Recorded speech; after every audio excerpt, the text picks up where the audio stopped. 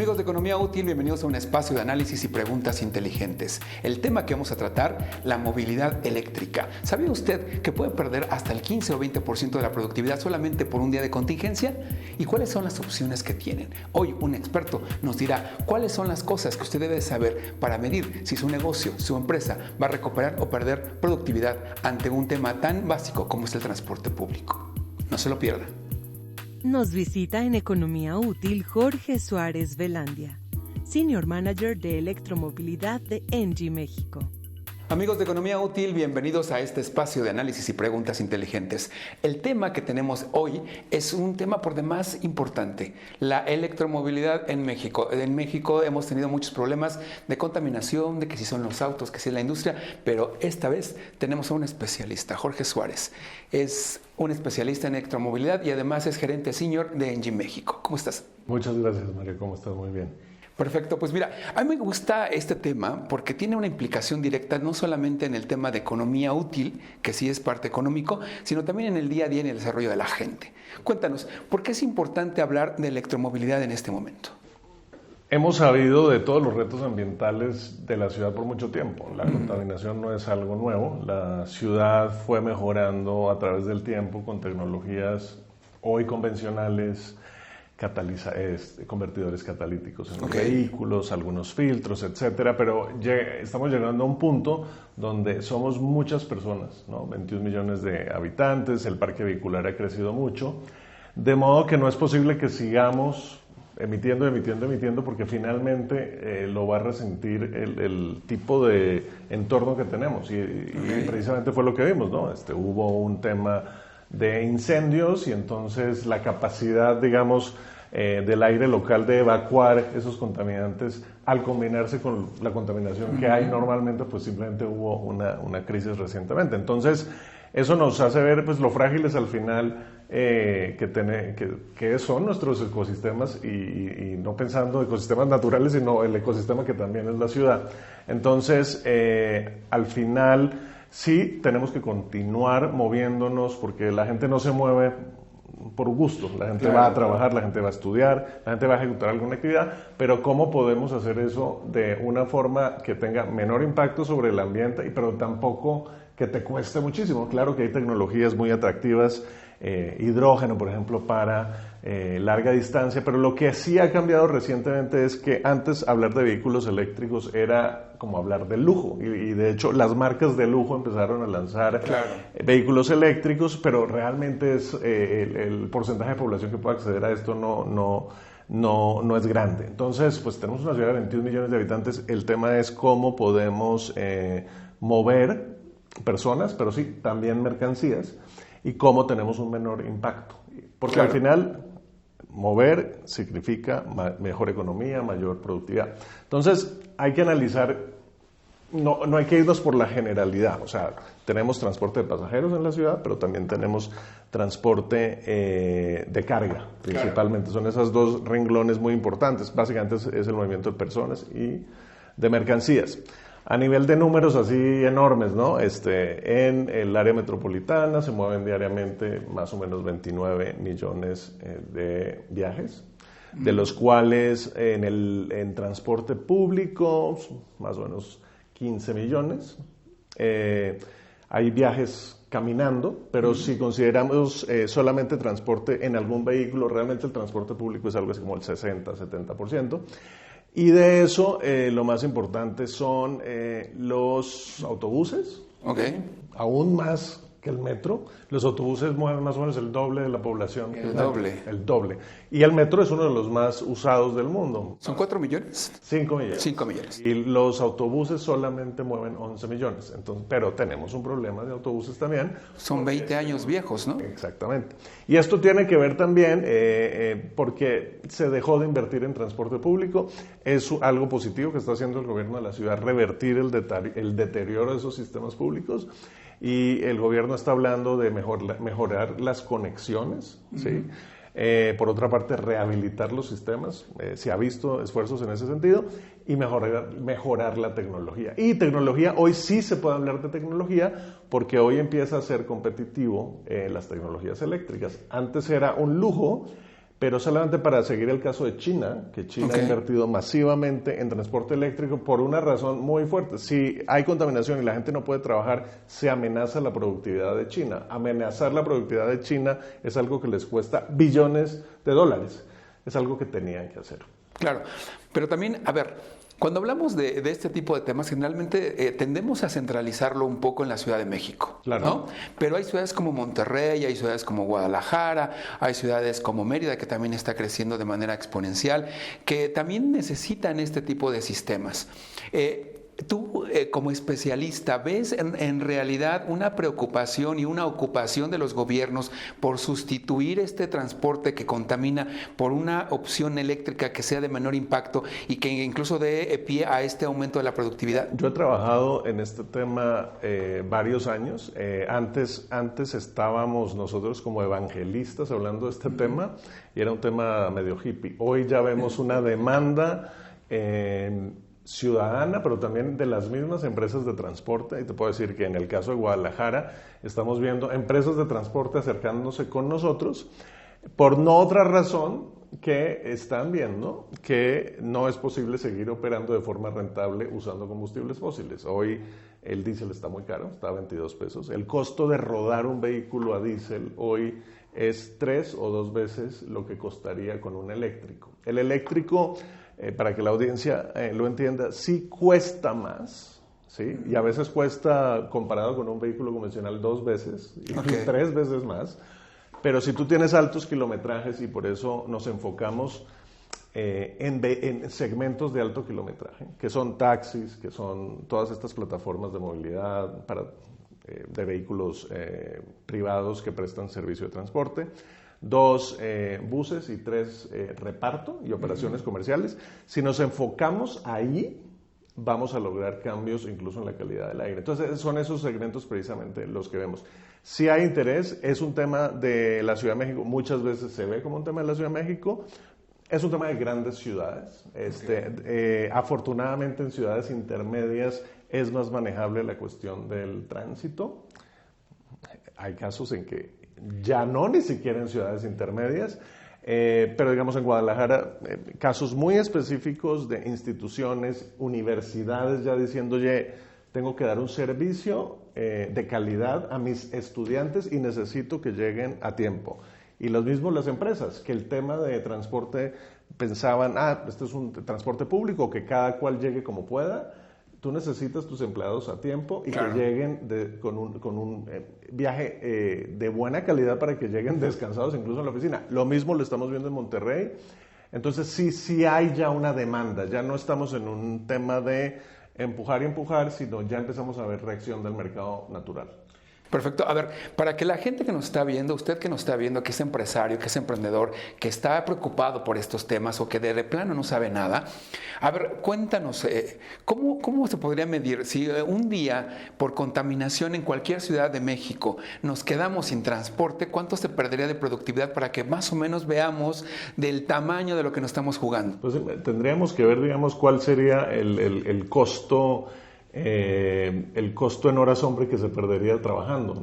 Realmente no te tengo cifras, pero hablando de la ciudad, por ejemplo, el costo de congestión, por ejemplo, es algo que le cuesta a la Ciudad de México 2% de su PIB. Bueno, ahí ya estamos 2%. Perdiendo. Eso es el costo de congestión. El otro tema es entre 8,000 y 10,000 muertes anuales solo en la Ciudad de México y en el país más o menos 20,000 por afectaciones de salud relacionadas con la contaminación. Y muchos más también por seguridad vial. Entonces, si sumas estos en productividad, el costo de accidentes, muertes en transporte por no tener un buen transporte y el costo de contaminación, pues sí tienes un impacto muy fuerte en el costo económico, pero no solamente el costo económico, el costo social, porque al final la gente afectada en esto pues no es una estadística, es gente que no llega a trabajar, es gente que tal vez un familiar murió en un accidente o es gente que tiene afecciones respiratorias o los chavitos que no pueden ir a la escuela y los papás luego no tienen con quién dejarlos. Claro. Eso además tiene un impacto económico también porque ese día tal vez la mamá no pudo salir a trabajar, el papá no pudo salir a trabajar. Entonces esto tiene unas acumulaciones y ya nos cuesta mucho, no ponerle atención nos cuesta mucho. Entonces Qué bueno llegar a un momento de crisis, porque es cuando de las crisis siempre se tiene que hacer algo. Ok, tomándote esta palabra de que en las crisis puede haber oportunidad y oportunidad de negocios, porque además es una industria que genera no solamente el servicio, sino también productos como los autos o la parte del transporte masivo eléctrico. ¿Qué tan lejos estamos en México justamente de tener un transporte eléctrico que sea efectivo, y cuál desde tu punto de vista sería este camino para poder lograrlo? Tenemos que distinguir los segmentos, ¿no? Porque el transporte es como una realidad muy amplia. Lo primero es, el transporte eléctrico es mucho más factible en las ciudades. ¿Por qué? Porque la tecnología en este momento de baterías, que ha bajado su costo más o menos un 70% en los últimos casi 10 años. La situación de la tecnología nos permite operar de forma adecuada en ciudades. ¿Por qué? Porque hay infraestructura eléctrica. ¿Por qué? Porque podemos localizar cargadores, etcétera, domiciliarios o empresariales.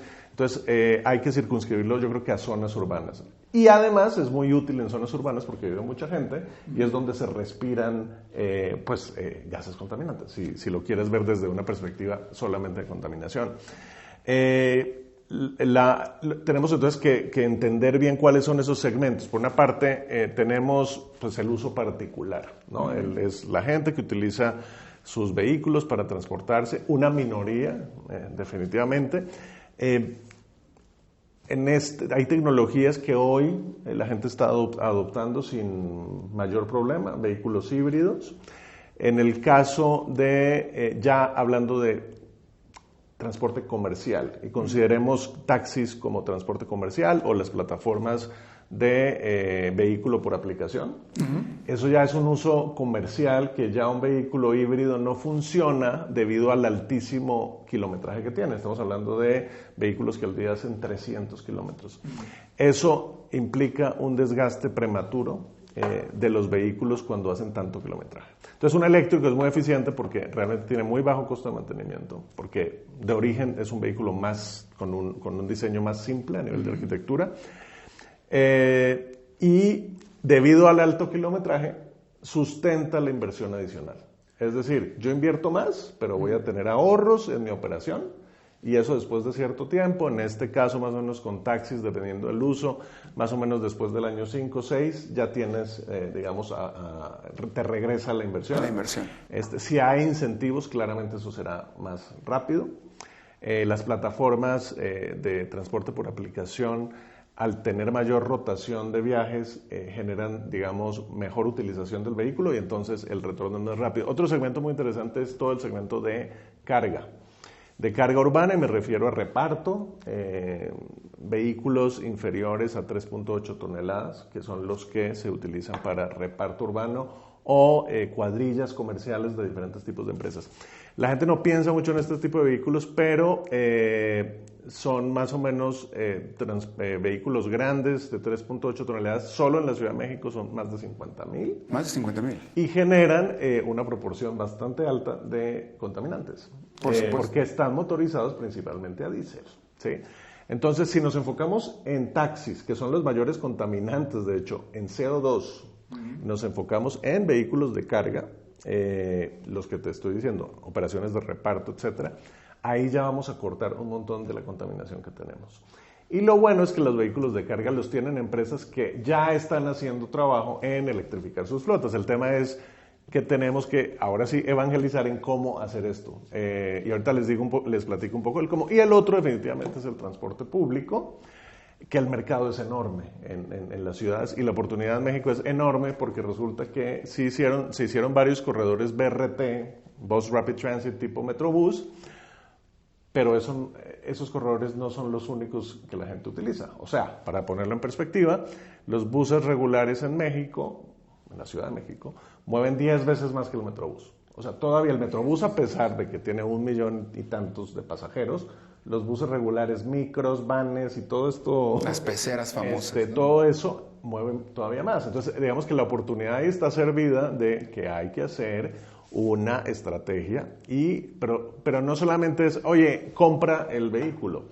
No hay una organización empresarial todavía para hacerlo, o sea que sí hay en otros países. Entonces acá tenemos que hacer la tarea de la gente, empezamos a veces desde el final. Es que tiene que haber vehículos eléctricos. Sí, pero eso tiene unos pasos previos, que es de, a ver, ¿las rutas están bien organizadas? Ok, ¿No? la estructura. 2 es, ¿cuál es la organización empresarial que vamos a utilizar? O sea, vamos a, la Ciudad de México, para que tengan una idea, tiene 2,000 y tantos recorridos. Entonces, ¿vamos a hacer 2,000 empresas? Bueno, 2,000 empresas no funciona, es una organización empresarial muy compleja y por eso tenemos hoy este sistema que sí llega casi a cada esquina de la ciudad, pero que no es eficiente. O sea, a nivel de cobertura, sí hay cobertura, pero a nivel de calidad de servicio es muy malito. Entonces, entonces esa organización empresarial. En algunas ciudades se organiza por zona el transporte o se organiza por patios, paquetes de rutas por patio. Ese, digamos, es el trabajo. Y luego, cuando ya tienes eso, ya puedes hacer un repensamiento, una reingeniería del transporte en la ciudad. Y ya cuando todo eso está listo, ahí sí puedes pensar en renovar la flota a un costo adecuado. El transporte público hoy no es necesariamente un sector atractivo para las instituciones financieras. ¿Por qué? No están organizados. Pero a ver, no me puedo ir de esta emisión de Economía Útil sin preguntarte, en términos reales, al paso que vamos, con el diagnóstico que nos acabas de presentar, ¿en cuánto tiempo podemos ver que a lo mejor el Metrobús que tenemos en la Ciudad de México o alguna de las rutas en las ciudades principales del país podrían ya ser de tipo eléctrico? Pues te puedo decir que en menos de un año yo creo que ya vamos a empezar a ver proyectos y obviamente estamos cambiando de usar vehículos de combustión interna por muchas décadas. O sea, no solamente es un cambio de apriétale el botón y acá. Es un cambio que implica el entrenamiento de los conductores. Tenemos que desarrollar la infraestructura. ¿Eso qué quiere decir? Que tienes que cambiar subestaciones, tienes que poner cargadores, pero al final va a ser muy beneficioso porque realmente el costo de operación de vehículos eléctricos, ya te dije, es 1/3, es la mitad de vehículos de combustión interna. De ahí se paga esa inversión adicional. Claro. Entonces sí, hoy yo les puedo decir que si yo veo, si las cosas jalan económicamente, es cuando va a haber esos cambios. Y ya empezamos a ver porque nadie está peleado con su dinero. Entonces, en este momento tenemos una situación donde las cuentas empiezan a tener sentido y que es indiscutible el beneficio ambiental que tienes. Entonces, por eso yo pienso que ya estamos como en este puntito de equilibrio que empieza a tener lógica hacerlo y dependerá, digamos, por una parte del gobierno, todo el tema del transporte público y por otra parte de las empresas que ya mismo están haciendo sus estrategias de electrificar sus propias flotas, utilitarias, de reparto, todo eso. Entonces vamos a ver cambios, yo creo, pronto en el sector de carga y en el sector de transporte público, y no solamente en la capital, sino en ciudades grandes, Guadalajara, Monterrey. Vamos a empezar a ver cambios que además, no sobra decirlo, la Ciudad de México hoy no tiene los principales problemas de calidad del aire del país, ¿no? Monterrey tiene un problema grave de partículas, Guadalajara tiene un problema grave de ozono. Entonces todas las ciudades grandes del país tienen que hacerlo sí o sí, porque se compromete la productividad, la salud, la seguridad vial de los habitantes. Pues nos toca hacer y meternos la mano para invertir en esas tecnologías. Así, amigos de Economía Útil, muchas gracias por haberse conectado con nosotros. Espero que esta información haya sido de utilidad porque por lo que hemos hablado con nuestro especialista, estos temas de electromovilidad no solamente tienen que ver con transporte, tienen que ver con economía, productividad y con su salud, que eso es bien importante para poder ser una economía útil. Muchas gracias. Gracias. Agradecemos la visita a Jorge Suárez Velandia, experto en electromovilidad.